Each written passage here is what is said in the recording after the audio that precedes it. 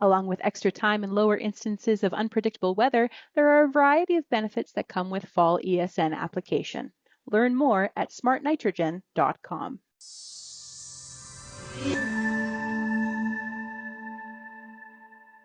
Sean Haney here with RealAgriculture.com and Real Ag Radio, Rural Radio 147, Sirius XM. New startup has launched and come out into the fold, especially in the machinery space. It is Brilliant Harvest. Joining us to talk about it is the founder and CEO of the company. It is Remi Schmaltz. Hey, Remi, how's it going? I'm doing well, Sean. Thanks for having me today. Yeah, it's great to chat with you. Good to see you again. So you are no stranger to the startup tech world in agriculture in North America. Your latest venture is Brilliant Harvest. Okay, flashy name. I like it. What does Brilliant Harvest do? Yeah, so we're an AI-powered customer experience platform for equipment dealers and their customers. So really focused on solving the talent problem at dealerships, everything from purchase research to operational support and repair. How do employees at a dealership get answers faster, and how do they share that knowledge with their customers? So we basically build out a dealer-branded mobile app that they give to their employees and their customers so that they can have a better experience.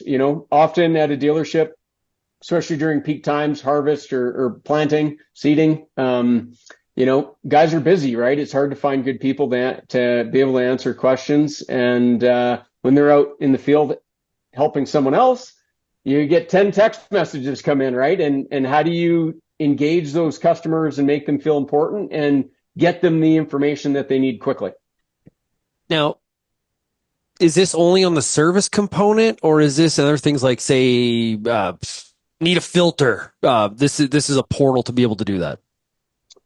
Yeah, so everything from certainly service maintenance stuff, but also support. How do I use a GPS, or how do I install this variable rate prescription? Through to, hey, I'm looking at buying this loader for my yard. What's the height of it, and what's the lift capacity? It might be 11 o'clock at night when you're browsing a website, and you want to get some of these answers quickly because you're a busy person, but meanwhile, either the person at the dealership's busy or it's off hours, right? And so ultimately, what we've seen in market and just generationally, over 41% now of farmers are non-boomers or older, right? So they're Gen X, millennials, Gen Z, and they have very different needs. They want to get information at their convenience when it's good for them. They want to communicate through multiple channels. And so, those are very different expectations of maybe the older boomers who want to sit face to face, have those discussions and talk through things and figure it out over a coffee. Yeah, because you still need to have that people component and the opportunity for the face to face. This sounds like this is just another form or another stream of communication to really get the answers for the farmer a little bit faster than necessarily they had to wait on somebody all the time. Yeah, and it's not about creating additional silos. And it's not about eliminating people completely, right, at the dealership. This is about how do we help customers get answers quicker, but also keep the employees that work with those farmers in the loop as well, right? So that interaction, the support person that would be assigned to that farm, they're aware of what the conversation is. They can supplement information. They can top those things up, or they could just leave it be if maybe everything's been covered. Now, obviously, you've been talking to equipment dealers across North America about this Brilliant Harvest solution. You've got Rocky Mountain Equipment, one of the largest case dealers, dealership networks in North America, is early signed on here. As you've been talking to equipment dealers, is the people component one of their greatest challenges? For sure. Yeah, everyone resonates that, finding good people is really hard. Retaining them is even harder. There's a high burnout rate on some of these roles, during peak times and, again, in, seeding and harvest where they're working 18, 20-hour days, trying to keep up with customers. Customers are frustrated. So I think it's both the people side, but also the customer experience side, knowing that, most dealers will probably say, we do a really good job with our top 5 to 10% of our customers because we dedicate, a lot of resources, but the other 90 to 95, we struggle really because they're not a large chunk of our business, dollar wise. They could be a growing segment for us, growing customer, but we just don't have the people to support them. So how do we do that in a scalable way that meets, those customer needs? Does the farmer pay for use, or is it the dealer that's paying the price here and the farmer uses it for free? So our customer is the equipment dealer. That's who we work with, and the app is provided to the grower for free. Okay, cool. Any other? I mentioned Rocky Mountain Equipment. Any other announcements in terms of dealerships that have signed on? So not a full-on dealership, but one of the top equipment support companies, My Precision Ag, Matt Yannick's company is also. He's our first customer that we're in market with. So he's been using the app. Matt supports farmers, across North America and dealers for that matter, on problems that nobody can solve.